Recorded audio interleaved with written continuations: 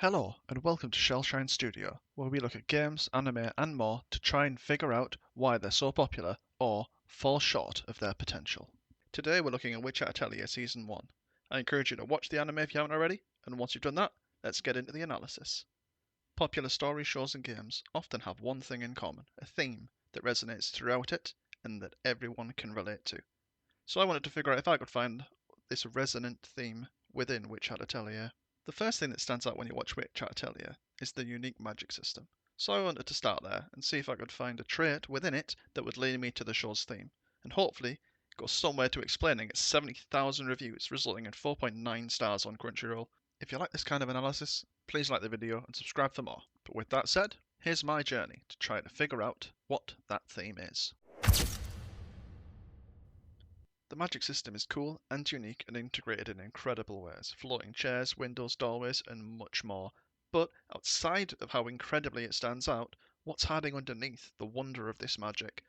Looking a little bit closer, I can spot two things that for me are most present in the way that magic works in the world of Witch Hat Atelier. First, how hard it is to master. The magic is very intricate, it requires lots of learning as well as lots of practice to excel at. An audience would relate to this because working hard to achieve something is very rewarding, and it's something that people strive for every day. The second is how the magic can be accessed. Even though it's difficult to master, it's something that anyone would be able to try. There's no innate barrier to magic. However, in this world, magic's controlled. So even though anyone watching could give it a try, which many already have, in this world, the general population can't. These two ideas are things everyone can appreciate, whether it's working hard to succeed at home or at work, or to be told you don't have the talent to pursue your dream. Any audience knows what it's like to pursue something or to have a dream feel beyond their reach. These are the two things that I can see that make this brilliant magic system tick. How hard it is to master and the way the world limits its access. So now I want to look at how these two concepts fit into the rest of this magical world, starting with its characters. At first I thought about hard work being a key to the theme, but quickly realised that the idea of just working hard was too shallow of a phrase to represent the characters and that there was more to it, but couldn't quite figure out how to word it at first. Looking at the characters in the show, they didn't seem to all just be working hard. Each one had their own distinctive relationships with how they worked. So let's go through each character and see how they differ and find a better way to explain this element of the theme. Coco seemed to fit this initial idea perfectly, as when she gets the opportunity she works incredibly hard and takes it with both hands, and does so with pure joy. As is typical with the main character, she represents what the show wants to emphasise through its theme. Where Coco is the ideal of how to work towards something, Agot seems to be very hard working, like Coco, but's missing something. She doesn't have the joy that Coco expressed in how she pursues her goal. It's like a burden of sorts. This is where I start to think it might be more to that initial idea about working hard, because of how uniquely different these two attitudes towards the mastery of magic are. Agot's relentless striving towards her goal of being a great witch is very contrasted by Tetia. She seems to be the opposite of Agot, where she's about just the pure joy. She doesn't see magic as hard work at all. She's just having the time of her life. We never actually see her practice her magic, where Agot shares a room with Coco, so we see her practicing constantly. Tetia, we only see her cast magic in challenges to group faces, never actually practicing. And even Agot tells her she needs to practice more. This doesn't mean she doesn't try or practice, and doesn't mean she's an unskilled witch, but it emphasises her focus on the enjoyment and her contrasting personality to Agot, where she's emotional and goofy rather than diligent and hardworking. Tetia's joy in the pursuit of magic makes me next think of Tada, whose capacity to access magic is seemingly completely blocked. This is where the idea of just hard work gets thrown up in the air completely, as he works incredibly hard, but ultimately gave up on becoming a witch, despite how much he wanted it. This brings up the lens of opportunity, which I'll go into more later. Also, what effort means. Tada wants nothing more than to be able to be a witch, but is unable to access magic despite willingness to put in the effort. Richa has the world of magic at her fingertips, but preventing her growth by being unwilling to change. She refuses to learn and wants to stay who she is, even at the cost of all that she could become. Richa doesn't even want to look at her potential or other magic. She wants everything she can be to stay hidden so it doesn't change her. Being yourself is important, as Richa shows Uni at certain back cave, but it shouldn't be at the cost of your future, as Agot reminds Richa that as she is right now, she isn't even strong enough to protect her friends. Where Richa hides from her potential, Arugio hides himself from the world. Shouts at Coco for entering his room and seeing what he's working on, and then gets embarrassed when Kefri compliments his magic. holding himself back from getting recognition for what he's capable of, despite creating the very spell that made Coco fall in love with magic. He works in an atelier in the countryside, even though he's a brilliant witch. As the audience, we never see Orogia work. We just see the amazing things he can make, but even we aren't allowed to see the work he puts into his creations. Once I'd worked through these characters, the direction of the theme became a bit clearer. It's more about how you choose to work in that pursuit rather than just working hard. As the viewer, we know if we don't enjoy something, we don't try hard or get burnt out. If we enjoy something, we can get lost in the fun. With all the physical and emotional barriers we carry, that can get in the way of where we want to be. All these play unique roles in each of these characters' personalities. A great example of this plays out in episodes 4 and 5 where they're fighting the dragon. I initially questioned whether this was indicated towards the idea of teamwork, but I think it's more of an example of how all the students differ in their attitudes, approaches and skills with respect to what we just talked about. Agot is focused on the task at hand, no distractions and very self-centered, shouting at Coco and controlling the situation and the others. Riche only contributes things she's good at, as Got pointed out her skills with small magic circles. Teti was very emotional and needed to be calmed down and comforted on multiple occasions. Although that's understandable given the circumstances, the others were much more focused and calm. Then the pillow spell Teti was creating, that represents her lack of effort. Also, her pure love for magic itself, as if you don't want to spend the time learning the difficult and complicated things, why not spend your time learning to make a comfy pillow? And Coco, who despite initially being treated very poorly because of her involvement in getting trapped and making mistakes due to her inexperience, actively tried to learn from the others, getting better, and in the end brought everything together by coming up with the solution that Agot then formalised a plan for. Putting all this together, there's definitely more to this than hard work gets rewarded. But there's a couple of characters I haven't quite figured out at this point, so let's move on to more about opportunity to see if that can shed more light on things. Opportunity is much less character to character and more binary. There's those that have access to magic and those that don't. Coco didn't know she could do magic all along, and has been given special access to that world of witches. Tata knows about magic, but his Silverwash makes him think that magic's beyond him and not something that he can achieve. Knights more or less in their total control over the knowledge of magic to the point that if you disobey them, you'll lose all knowledge of magic, which to Coco would be worse than death, as her pursuit of magic is who she is, and removing that, who would she become? Then there's characters who hinder themselves in the way they approach opportunities like Richen or Rugio. Each of these areas are much closer to the original idea of having the opportunity to do something, with also the idea of what you make of that opportunity when it presents itself, which is something we experience throughout our lives in relationships, work, hobbies and more. This brings me to the characters that I didn't include in my initial analysis. This is because it seemed their relationship with the pursuit of a goal had a different air about it than all the other characters presented, and I needed some time to think about what that was. So I began with the brimmed hats. If I'm looking for a difference from the main cast in how they choose to pursue their goals, I can expect the main antagonists to be in some way the opposite. I think this is demonstrated in what happens every time the brimmed hats do something to cause Coco to use magic.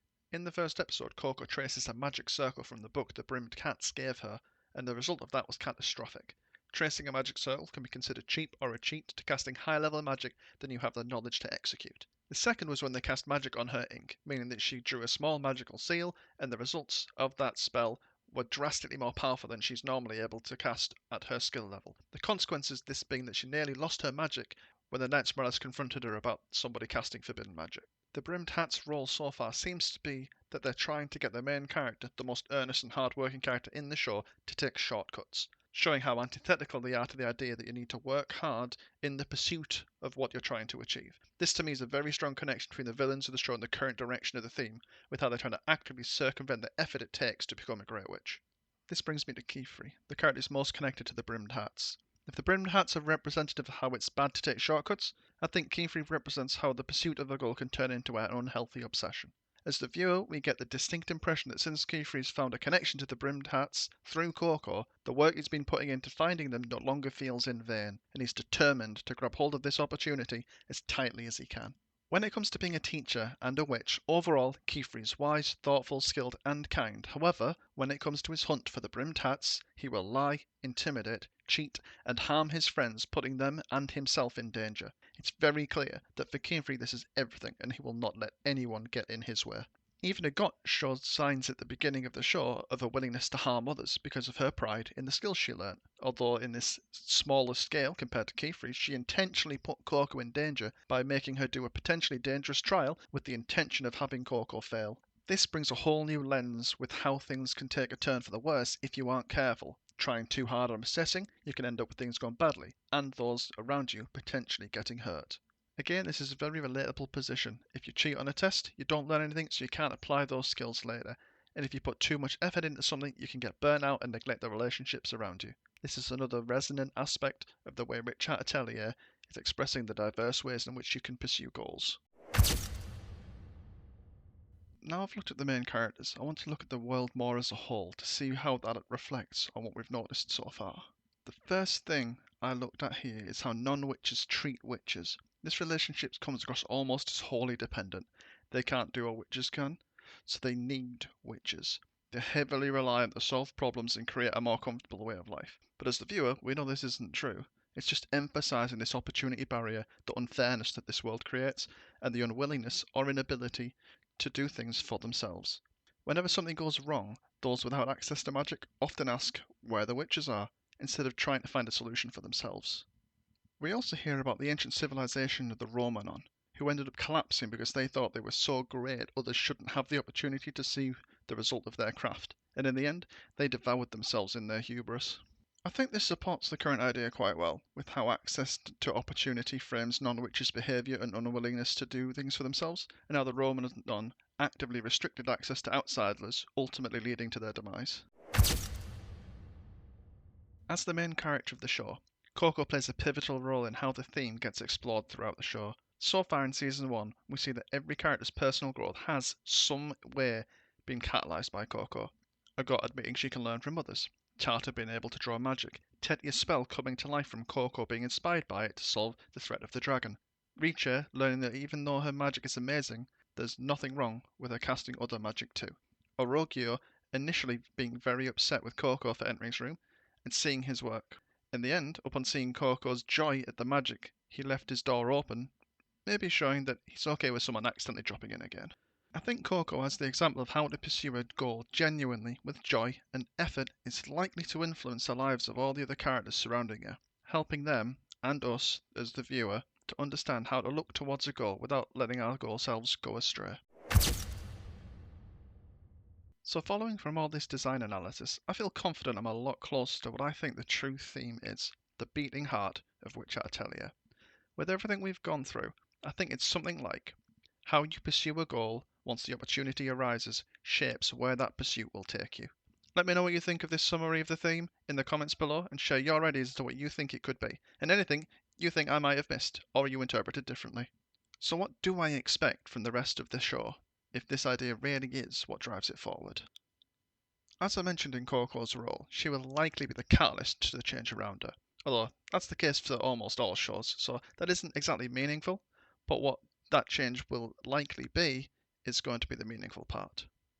We've already seen Coco have a profound impact on Tata and Agot, which has brought them both closer to pursuing magic in a better way, or even at all. We've also just seen the first steps of Riche's growth play out in the last couple of episodes. I expect small moments between Coco and the other characters to continue to grant inspirations and growth. The first big moment will likely be with Kiefer. I can see him getting close to catching the brimmed hats, but he'll end up with a choice of losing everything and catching them, or having to trust Coco and possibly the other students, where even though the brim caps are going to escape, nobody's going to get hurt in the process. But when doing that, likely he'll find some evidence that'll help bring them closer to stopping them, whilst Kiefer now starts to pursue them in a more healthy way. Finally, the accumulation of the story, after finally catching the brimmed hats, Coco and the rest of the main cast will confront the Knights Morales, and magic will finally be available to all once again. These may already exist in the manga, but I've only seen the newly released season 1 of the anime, so there's a chance I may be already proven wrong. But what's important isn't if I'm perfectly right, it's the process of learning how a popular show builds its story, characters and world. So if I'm wrong, this is just an opportunity to get better, something I'm sure Coco would be happy to help with. Thanks for watching, and I hope you enjoyed this analysis as much as I enjoyed making it, and that you'll come back for the next one. Bye!